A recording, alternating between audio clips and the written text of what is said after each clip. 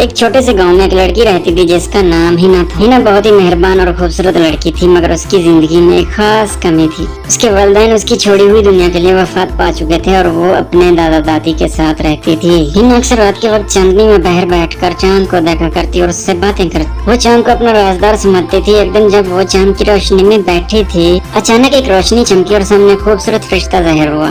یہ فرشتہ جس کا نام مائیکل تھا ہینا کے قریب آیا اور بولا، ہینا میں تمہیں دیکھنے آیا ہوں، تمہاری نیکی اور محبت نے مجھے یہاں تک کھینچ لایا۔ ہینا حیران رہ گئی، آپ کون ہیں؟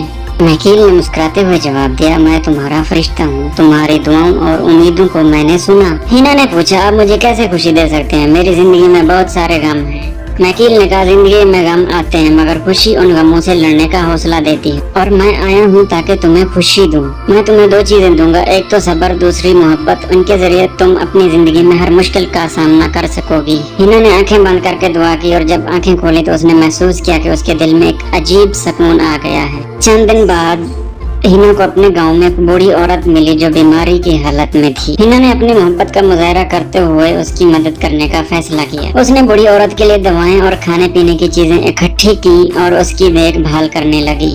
وقت گزرتا گیا اور ہینا نے دیکھا کہ اس کی محبت اور محنت نے بوڑھی عورت کو صحت مند کر دیا۔ اس کے دل میں ایک خوشی کی لہر دوڑ گئی جو اس نے کبھی محسوس نہیں کی تھی۔ وہ جان گئی کہ فرشتہ ایک بار پھر اس کے ساتھ ہے اور اس کی محبت کی طاقت اس کی زندگی کو بدل سکتی ہے۔ ہینا نے اپنی زندگی میں مزید لوگوں کی مدد کرنے کا عزم کیا۔ وہ گاؤں کے بچوں کو تعلیم دیتی، بزرگوں کا خیال رکھتی اور ہر ایک کی مسکراہٹ میں اپنی خوشی تلاش کرتی۔ ہر روز چاند کی روشنی میں یادیں بکھیرتی رہتی تھی۔ اس کے دل میں فرشتے کی محبت کا پیغام تھا جو اس نے ہمیشہ ہر دل میں بٹھایا۔ اخلاقی محبت اور نیکی کی طاقت زندگی کے ہر غم کا علاج کر سکتی